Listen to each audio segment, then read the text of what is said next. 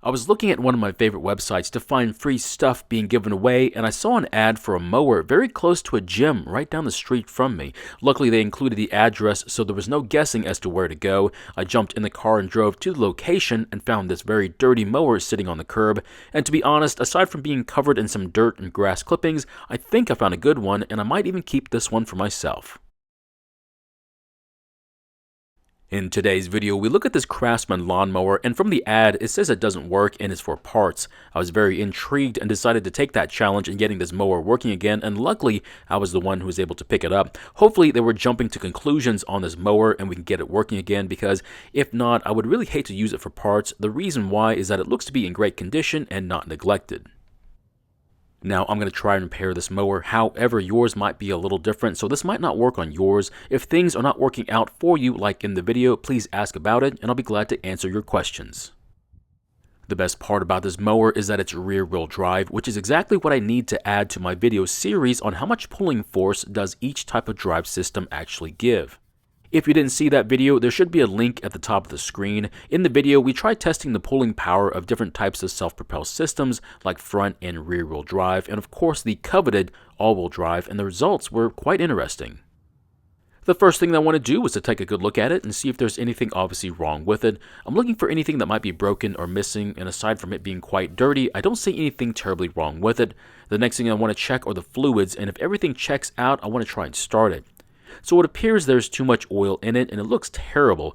I'm going to say this oil has never been changed, which is not a good thing. There's also more than enough gasoline in the fuel tank, and although I can't say how fresh it is, I'm still going to try and do a test start.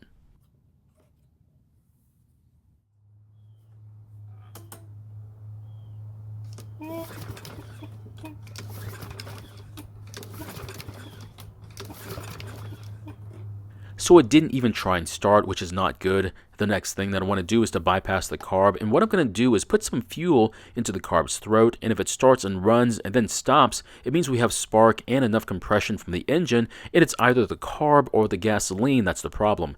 Now if it doesn't start again, we'll have to check for spark and do a compression test.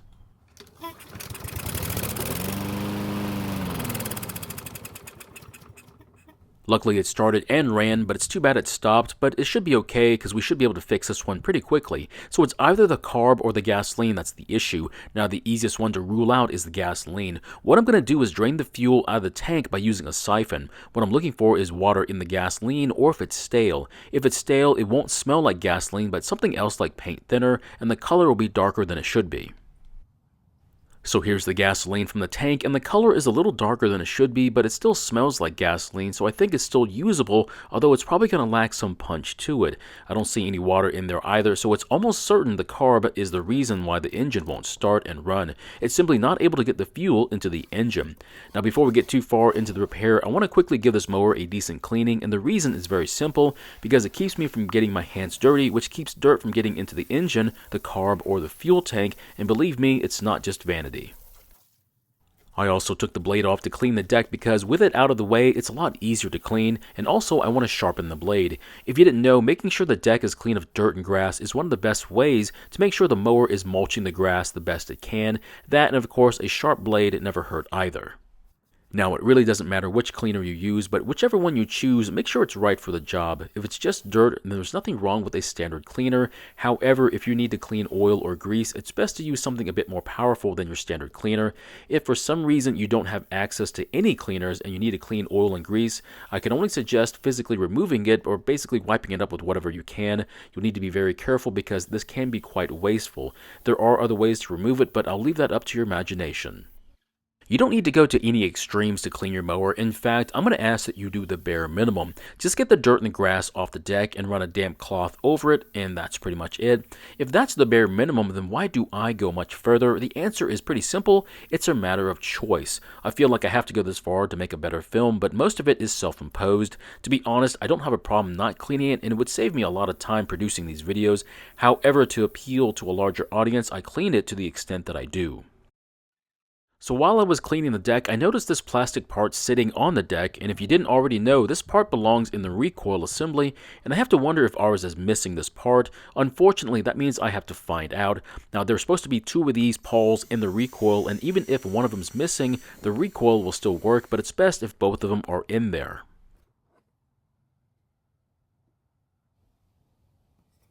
So here's the recoil, and if I pull on the rope, you'll see that there's only one pawl coming out, so that means that the one I found does belong in there, which means I'm going to put it back on. While I've got the cover off, I'm going to clean this area along with the recoil. Now, I don't typically clean this area unless I have to take it off, but one of the commenters made a good point about checking for rats' nests and other debris that could be blocking the cooling fins.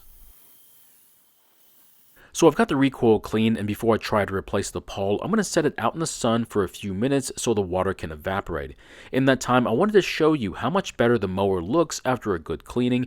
It really doesn't take that long to keep your mower looking decent. All you have to do is blow the grass and dirt off the mower after each and every use, and before you put it up for the winter, rinse it off with the garden hose and let it set outside in the sun for a few hours so the water can evaporate, and then push it into the garage until next year. So it's been about 20 minutes and the recoil should be dry at this point. Now, to make it easier to work on, I'm going to take it off the mower and work on the table. So these plastic recoils are known for basically coming apart if you look at them the wrong way. So it makes sense that one of the pawls would just fall out. Now, to replace it, all we have to do is remove the retaining clip and then the guide plate. While I have it apart, I'm going to spray some lube where the pawl sits and also on the guide plate. Now, will this attract dirt? And the answer is yep. But until then, it's going to work great, and I'll have to clean this area again sometime in the future. If you have an issue with one of these plastic fantastic recoils, I would just consider replacing it with a new part instead of trying to fix it. There's a reason they're made out of plastic, and it's because they're made to break apart over time, and that means they're going to end up in the recycling bin at some point. So it's finally time to get this mower running again, and as usual, I'm going to try to take an alternative approach to fixing it. What I mean by that is that I would normally take the carb off the engine and clean it, but this time I'm going to take my shortcut. Now, after getting the air box out of the way, I'm going to drain the fuel out of the bowl by giving the drain bolt a quarter turn. After it finishes draining, I'll then remove the two screws that hold the plastic bowl to the plastic carb. There's a really good reason why I'm taking a shortcut, and it has to do with the carb. Since it's made out of plastic, it doesn't have the typical reaction to old gasoline or water. That means the carb really doesn't get the normal deposits a metal one would get. There is a trade-off though. The fuel jet in these carbs clog if you say the magic word, which is time. These clog so easily, it really doesn't matter what you do, it's going to eventually clog no matter what steps you take, aside from running the tank empty. So here's the fuel jet near the bottom of the pickup. All we have to do is use your favorite clearing tool, whether it be a piece of wire, a wire tie from your bread bag, or even a guitar string, and push it through the opening in the jet, which ours is obviously clogged. Now, after working the wire in the opening, I'll give it a spray of carb cleaner, and if you don't have any, try using some compressed air.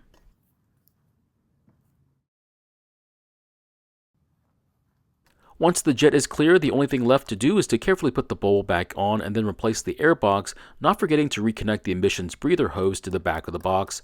After that, replace the air filter and the rest of the things we took off the engine, including the blade. So the big question is, why not just take off the carb? And the answer is really easy, because there is less risk when doing it this way. So what are all these risks? First off, you don't have to mess with the auto choke or the governor linkages. When taking them off, you have a chance of breaking the arms they're connected to or putting them back on incorrectly. Secondly, you don't have to worry about the O-ring and the retainer on the back of the carb that, if missed, could cause the engine to run poorly. Finally, you don't have to risk breaking the plastic ports on the carb or the fuel tank. Since we messed with the carb, we have to check and make sure it's not going to leak after adding fuel to the tank. Now, this might take several minutes, so you're going to have to be a little patient. Now, after several minutes, I don't see any leaks, so I'm going to continue to put stuff back onto the mower.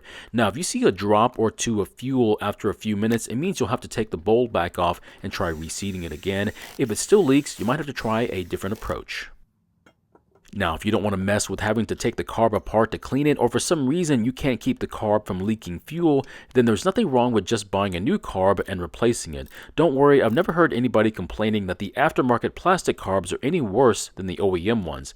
Now, once the sharpened blade is back on and we put the pull rope back into its anchor, we'll finally try and start it.